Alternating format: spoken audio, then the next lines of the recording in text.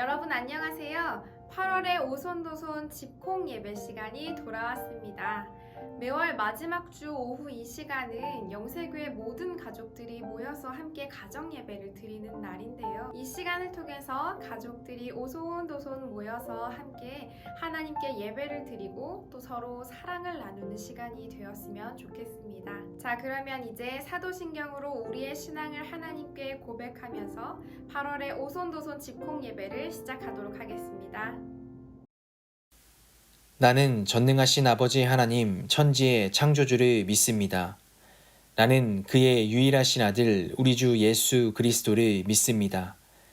그는 성령으로 잉태되어 동정녀 마리아에게서 나시고 본디오 빌라도에게 고난을 받아 십자가에 못 박혀 죽으시고 장사된 지 사흘 만에 죽은 자 가운데서 다시 살아나셨으며 하늘에 오르시어 전능하신 아버지 하나님 우편에 앉아 계시다가 거기로부터 살아있는 자와 죽은 자를 심판하러 오십니다. 나는 성령을 믿으며 거룩한 공교회와 성도의 교제와 죄를 용서받는 것과 몸의 부활과 영생을 믿습니다. 아멘.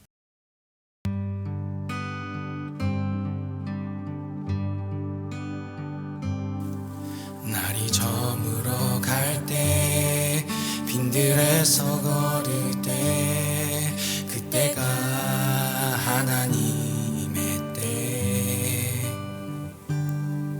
내 힘으로 안 될 때 빈손으로 걸을 때 내가 고백해 여호와 이래 주가 일하시네 주가 일하시네 주께 아끼지 않는 자에게 주가 일하시네 주가 일하시네 신뢰하며 걷는 자에게 우리 모인 이곳에 주님 함께 계시네 누리네 아버지 은혜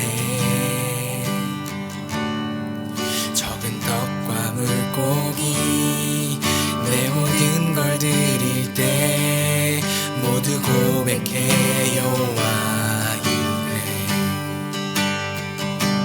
주가 일하시네 주가 일하시네 주께 아끼지 않는 자에게 주가 일하시네 주가 일하시네 신뢰하며 걷는 자에게 주가 일하시네 주가 일하시네 주께 아끼지 않는 자에게 주가 일하시네 주가 일하시네 신뢰하며 걷는 자에게 오늘 하나님께서 우리에게 주신 말씀은 창세기 22장 9절에서 12절, 출애굽기 2장 1절에서 6절까지 말씀입니다. 하나님이 그에게 일러주신 곳에 이른지라 이에 아브라함이 그곳에 제단을 쌓고 나무를 버려놓고 그의 아들 이삭을 결박하여 제단나무 위에 놓고 손을 내밀어 칼을 잡고 그 아들을 잡으려 하니 여호와의 사자가 하늘에서부터 그를 불러 이르시되 아브라함아 아브라함아 하시는지라 아브라함이 이르되 내가 여기 있나이다 하매 사자가 이르시되 그 아이에게 내 손을 대지 말라 그에게 아무 일도 하지 말라 내가 내 아들 내 독자까지도 내게 아끼지 아니하였으니 내가 이제야 내가 하나님을 경외하는 줄을 아노라. 레위 가족 중 한 사람이 가서 레위 여자에게 장가들어 그 여자가 임신하여 아들을 낳으니 그가 잘생긴 것을 보고 석 달 동안 그를 숨겼으나 더 이상 숨길 수 없게 되매 그를 위하여 갈대아 상자를 가져다가 역청과 나무진을 칠하고 아기를 거기 담아 나일 강가 갈대 사이에 두고 그의 누이가 어떻게 되는지를 알려고 멀리 섰더니 바로의 딸이 목욕하러 나일강으로 내려오고 시녀들은 나일강가를 거닐 때에 그가 갈대 사이에 상자를 보고 시녀를 보내어 가져다가 열고 그 아기를 보니 아기가 우는지라 그가 그를 불쌍히 여겨 이르되 이는 히브리 사람의 아기로다. 아멘. 어머니, 전적으로 믿으셔야 합니다. 자, 이건 오늘 우리 말씀의 제목이기도 하면서 또 동시에 어떤 유명한 드라마의 명대사이기도 하는데요. 자, 여기까지 들었을 때 우리 성도님들께서 기억나시는 것들이 있나요? 바로 재작년 초에 충격적인 스토리와 높은 시청률로 우리나라를 뜨겁게 달궜던 드라마 스카이캐슬 명대사 중에 하나입니다. 자, 이 드라마가 끝난 지 2년여의 시간이 지났기 때문에 성도님들 중에 기억나지 않는 분들이 계실 줄 알고 제가 간단하게 드라마의 이야기를 요약해 드리겠습니다. 자, 드라마에 등장하는 주인공인 부부는요, 딸이 하나 있는데요. 그 딸을 명문대 의대에 보내기 위해서 입시 공부를 위해 아주 수억 대의 돈을 들여서 입시 코디네이터 선생님을 딸에게 붙여줍니다. 여기서 어머니는 코디네이터 김주영 선생님의 말인 어머니, 저를 전적으로 믿으셔야 합니다. 라는 말을 정말 철석같이 믿고 자신의 딸 예서의 학업뿐만 아니라 인생의 모든 전반적인 부분을 이 선생님께 온전히 맡기게 됩니다. 그런데 그 결과는 어떻게 됐나요? 결국 예서는 명문대 의대에 들어가기 위해서 점수를 찍어내는 기계에 불과하게 되고 또 시험 문제 유출로 인해서 부당한 점수를 받게 되는 아주 비참한 사건까지 휘말리게 되는데요. 그런데 여기서 어머니는 왜 선생님을 끊어내지 못했을까요? 애초부터 어머니가 원했던 것은 딸의 인성에 대한 교육이나 행복보다는 자신의 왜곡된 욕망을 담아서 딸이 자신의 꿈대로 되기를 바랬기 때문에 이 선생님이 잘못된 것을 알면서도 그 믿음을 끊어내지 못했던 것입니다. 그런데 오늘 여기 성경 말씀에도요, 자신의 자녀를 어떤 누군가에게 전적으로 맡김으로써 죽음으로 내몰게 된 부모님들의 이야기가 등장합니다. 그들은 사라와 아브라함 부부, 그리고 요게벳과 아므람이라는 부부입니다. 우리가 다 잘 알다시피 사라와 아브라함의 아들 이삭은 그들에게 보통의 의미를 넘어서는 아주 특별한 존재입니다. 100살이 돼서까지 아이를 가질 수 없는 부부에게는 말이죠. 자, 그런데 사실 오늘날로 따지면 부부가 아이를 낳지 않고도 충분히 서로 행복하고 알콩달콩하게 살 수 있습니다. 하지만 우리는 여기서 역사적 맥락을 함께 고려하며 살펴봐야 하는데요. 당시 아들이란 가문의 대를 이어주면서 동시에 경제력을 확보해 줄 수 있는 노동력을 의미하기도 했습니다. 그렇기 때문에 그 사회를 살아가는 사라에게는 아들이 없다는 것은 굉장히 삶에 위협이 가해질 만큼 불행한 일로 다가왔을 수 있는 것입니다. 그래서 결국 그녀는 자신이 결혼할 때 데리고 온 몸종 하갈을 통해서 아들을 얻으려는 노력까지 하게 되죠. 그렇게 간절한 이들에게 드디어 아들 이삭이 태어나게 됩니다. 이로써 사라와 아브람은 민족의 어머니, 민족의 아버지라는 칭호를 얻게 되죠. 그런데 만약 이 스토리가 여기 창세기 21장에서 끝이 났다면 우리는 믿음의 조상이라는 그들을 향한 수식어는 듣지 못하게 됐을지도 모릅니다. 자, 창세기 22장부터 굉장히 예상치 못한 일이 벌어지게 되죠. 하나님께서는 그들에게 분명히 큰 복을 주신다고도 했고 또 하늘의 별과 땅의 모래같이 굉장히 많은 자손들을 약속해 주셨는데도 그럼에도 불구하고 아들 이삭을 하나님께 번제물로 태워 바치라는 명령을 하신 것입니다. 그런데 여기서 사라와 아브라함은 어떻게 하죠? 하나님 말씀을 믿고 순종하게 됩니다. 비록 아브라함이 아닌 어머니 사라는 어떤 과정을 거쳐서 자신의 아들을 하나님께 맡기겠다고 했는지 성경에 자세히 드러나진 않습니다. 하지만 사라 역시 아브라함과 함께 오랜 기간 하나님과 함께 동행하면서 변치 않고 신실하신 하나님을 전적으로 믿었기에 자신의 아들을 하나님께 순종하며 바칠 수 있었을 것입니다. 그리고 우리는 이 이야기를 통해서 왜 아브라함이 믿음의 조상이라고 불리웠는지 알게 됩니다. 자, 우리가 결단하고 들어서게 된 이 기독교 신앙은요, 안타깝게도 나에게 필요한 조건들만 골라서 가입할 수 있는 보험과 같은 것이 아닙니다. 우리가 믿고 따르는 하나님은 구약 성경 등장인물인 욥의 고백처럼 주시기도 하지만 취해가시기도 하는 분입니다. 우리 인간의 신앙만큼 거기에 맞춰서 하나님께서 우리에게 재물의 운, 생명의 운, 그리고 자녀를 향한 축복을 더해주시는 분이 아닐 수도 있다는 말입니다. 아마 오랜 시간 동안 하나님과 동행하며 하나님을 믿어왔던 아브라함과 사라는 인간의 지식으로는 다 헤아릴 수 없는 하나님이라는 것을 조금은 알고 있었을지도 모릅니다. 그래서 이 부부는 자신들의 시선과 자신들의 삶의 방식이 아니라 하나님의 시선과 하나님의 삶의 방식으로 전환하기로 합니다. 이는 이들의 믿음과 순종이 완벽해서이기 때문이 아니라 이들이 자녀가 없는 기간 동안 굉장히 고통 속에 있을 때 하나님을 전적으로 의지하고 믿는 연습을 쭉 해왔기 때문일지도 모릅니다. 그리고 여기 아이를 낳은 지 막 석 달 된 어머니 요게벳이 있습니다. 요게벳은 히브리 사람의 아들들을 모두 죽이라는 잔인한 애굽 왕의 명령을 피해서 자신의 아들을 사람의 눈들을 피해서 몰래 키우다가 살리고자 하는 최후의 수단으로 아들을 갈대 상자에 담아서 나일 강물 위에 띄웁니다. 아마 이 위험한 강물 위에 자녀를 띄우고 그것을 바라보는 어머니의 모습은 반쯤 정신이 나가 있고 모든 것을 자포자기한 어머니의 표정이라고 우리가 생각할 수도 있습니다. 하지만 아닐 것 같습니다. 요게벳은 하나님을 전적으로 믿었고 이 아이를 하나님의 손길에 완전히 맡겼기 때문에 강물에 띄어보내는 모습이 굉장히 강인하고 담대한 표정을 하고 있었을 것 같습니다.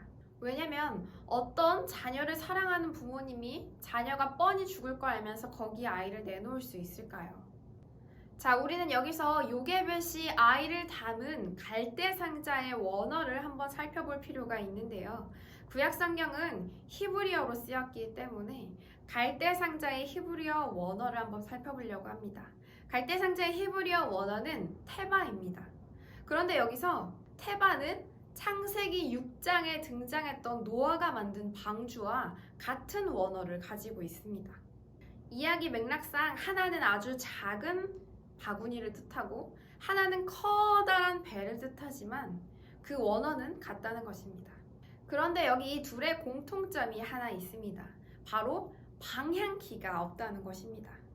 갈대 상자도 그렇고 방주에 탄 사람들도 그렇고 오른쪽으로 갈지 왼쪽으로 갈지 직진을 할지 멈출지 그 방향키가 사람들의 선택에 사람들의 권한에 있지 않았다는 것입니다. 게다가 갈대 상자가 띄어진 곳은 나일강 위였습니다. 여러분들도 다 알다시피 강물은 멈춰있는 속성이 아니라 흐르는 속성을 가지고 있습니다. 때로는 잔잔한 물살이기도 하지만 거기에 조금의 바람이 더해진다면 금세 거센 풍랑과 같이 변하기 때문입니다. 요게벳이 이런 강물 위에 자신의 아들을 띄어보냈다는 것은 정말 하나님을 전적으로 믿는 믿음이기 때문에 가능한 행동이었을 것입니다. 당시 실제 상황을 사람들의 눈으로 본다면 나일강은 바로 왕이 히브리 사람들을 죽이는 죽임의 도구로 쓰였지만 하나님께서는 나일강을 모세를 구원하시고 또 나중에는 이스라엘을 구원하시는 생명의 도구로 사용하셨습니다. 드라마 스카이캐슬에서 등장한 어머니 그리고 오늘 성경 속에 등장했던 아브라함과 사라, 요게벳의 공통점이 있습니다. 누군가를 전적으로 믿음으로써 자신의 자녀를 그 손에 온전히 맡겼다는 것입니다. 그러나 다른 점이 있죠. 드라마 스카이캐슬의 어머니는 자신의 자녀를 사랑하는 마음은 당연히 넘쳐났겠지만 자신의 욕망과 왜곡된 욕심을 자녀에게 투영해서 그 방향키를 쥐고 흔들려고 했다는 것입니다. 물론 그 아이를 맡은 선생님도 그 아이를 마찬가지로 대했고요. 하지만 사라와 아브라함 그리고 요게벳은 지금까지 살아오면서 자신들이 가졌던 관점과 시선 그리고 모든 방식들을 내려놓고 온전히 하나님께 이 아이들을 맡겼다는 것입니다. 여기에는 믿음의 대상이 누구인가도 중요하지만 얼만큼 전적으로 믿고 있는가도 굉장히 중요한 문제가 됩니다. 사실 저는 아이를 낳은 경험도 기른 경험도 없기 때문에 오늘 말씀에 등장한 부모들이 죽음을 무릅쓰고 자신들의 믿음의 대상에게 자녀들을 맡기는 그 슬픔과 그 고통을 다 헤아릴 수 없고 공감할 수 없을지도 모릅니다. 그래서 제가 이 시간 여러분들께 성도님들, 자녀들을 하나님을 믿고 온전히 맡기세요 라고 말할 수만은 없을 것입니다. 저는 다만 부모님들에 대한 확실한 몇 가지 사실들을 알고 있는데요. 자녀를 낳고 기르는 모든 부모님들은 부모가 처음이기 때문에 굉장히 힘들 것입니다.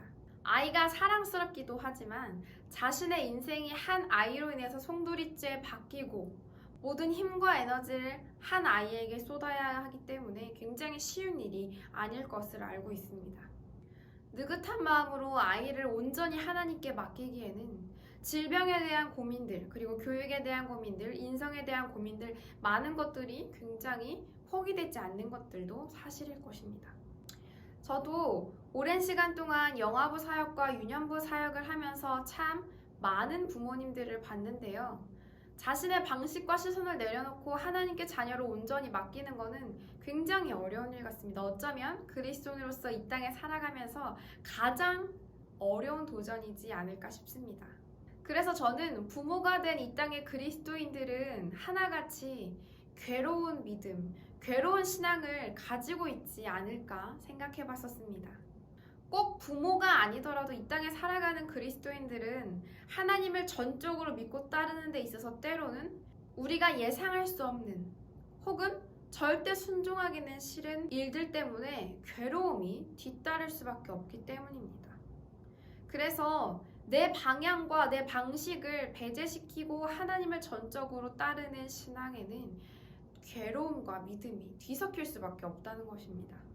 어떻게 보면 굉장히 추상적이고 형식적이게 들릴 수도 있지만 그래서 우리는 더 기도해야 합니다. 괴로운 만큼 더 기도해야 한다는 것입니다. 고민 없이 무조건적으로 율법적으로 하나님께 순종하는 것은 결코 건강한 신앙은 아닐 것입니다. 그리고 또 그런 신앙을 나와 내 가족, 내 지인들에게 강요하는 것도 건강하지 못한 폭력적인 신앙에 지나지 않을 것입니다. 그렇기 때문에 우리는 괴로운 만큼 솔직히 그냥 그것을 다 가지고 나아가서 하나님께 기도하는 방법이 가장 건강하다고 생각됩니다. 하나님, 제 믿음이 괴롭지 않게 도와주세요. 하나님, 제 순종이 율법적이지 않게 도와주세요. 라고 말입니다. 저도 목회자 자녀로 쭉 지내왔고 또 오랜 시간 동안 신학교에서 신학교육을 받아왔지만 여전히 하나님께 전적으로 맡기는 신앙은 굉장히 괴롭고 힘들고 어렵습니다. 그럼에도 불구하고 우리가 한 공동체를 이루어서 그 고민들을 함께 나누고 격려하고 위로하면서 함께 기도할 수만 있다면 그 기도는 외롭지 않을 수 있을 것 같습니다. 때로는 교회에서 보이는 이제 막 부부가 된 젊은 부부들, 아이를 낳은 부부들, 또 그리고 신앙 안에서 자라나고 있는 아이들, 또 고민이 있는 많은 성도님들을 만나서 함께 축복하고 격려하고 그들의 고뇌하는 신앙을 함께 이해할 수 있는 그런 공동체가 되었으면 좋겠습니다. 그저 나만 하나님께 나아가는 것이 아니라 나와 내 가족들만 나아가는 것이 아니라 공동체로 묶인 우리 교회 성도님들이 함께 서로의 그 괴로움을 헤아릴 줄 알고 함께 나아가자고 격려한다면 우리의 기도는 덜 외롭고 더 하나님께 가까이 다가갈 수 있을 것이라 생각됩니다. 비록 코로나 기간이기 때문에 우리가 예배드림에 있어서도 신앙생활에 있어서도 또 가정에서 자녀를 양육함에 있어서도 굉장히 어려움을 겪는 성도님들이 많이 계실 것입니다. 그런데다가 대면으로 만나고 손을 마주잡고 서로 포옹하면서 격려할 수 없는 상황도 굉장히 어렵게 다가옵니다. 그럼에도 불구하고 우리가 오히려 이 시간 동안에 영세교회가 함께 모여서 물리적으로 예배드리는 공간뿐만이 아니라 그 넘어서 서로를 의지적으로 격려하고 위로하고 함께 중보하는 공동체라는 것을 증명해낼 수 있는 시간이 되리라 생각됩니다. 늘 고민을 함께 나누고 또 비대면으로라도 온기를 전할 수만 있다면 우리가 서로 조금 더 용기를 내서 하나님께 나아가서 기도하자고 격려할 수 있다면 정말 아름다운 공동체가 될 수 있으리라 생각됩니다. 그냥 말로만 성도님 그거 하나님께 다 맡기세요 라고 조언해주는 관계가 아니라 함께 짊어지고 전적으로 하나님을 믿고 나아갈 수 있는 우리 서로가 되기를 간절히 기도하겠습니다. 이 시간 오늘 함께 나눈 하나님의 말씀을 붙들고 기억하며 가족들과 함께 기도의 자리로 나아가기를 원합니다. 특별히 이 시간은 설교자인 제가 기도를 인도하는 것이 아니라 지금 함께 예배를 드리고 있는 옆에 가족들 또 지체들과 함께 기도의 교제를 나누기를 원합니다. 첫 번째 기도 제목입니다. 우리가 삶에서 우리 방식과 욕심을 내려놓고 하나님께 전적으로 맡기는 신앙은 참으로 어렵습니다. 그럼에도 불구하고 그 어려움과 괴로움까지도 하나님께 가지고 나아가야 합니다. 하나님, 우리의 믿음 없음을 불쌍히 여겨주시고 이 세상을 버틸 더 큰 믿음과 평안함을 허락해달라고 이 시간 간절히 기도하기를 원합니다.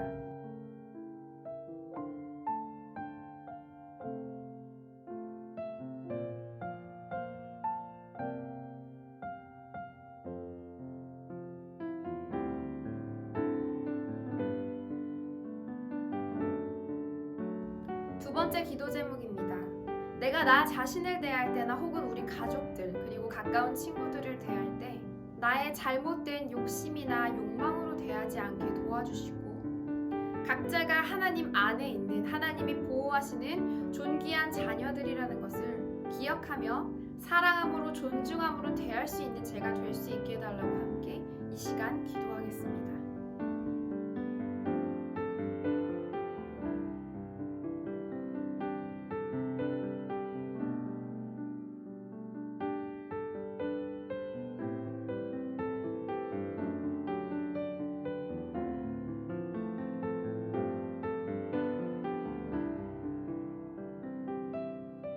하늘에 계신 우리 아버지, 아버지의 이름을 거룩하게 하시며 아버지의 나라가 오게 하시며 아버지의 뜻이 하늘에서와 같이 땅에서도 이루어지게 하소서. 오늘 우리에게 일용할 양식을 주시고 우리가 우리에게 잘못한 사람을 용서하여 준 것 같이 우리 죄를 용서하여 주시고 우리를 시험에 빠지지 않게 하시고 악에서 구하소서. 나라와 권능과 영광이 영원히 아버지의 것입니다. 아멘.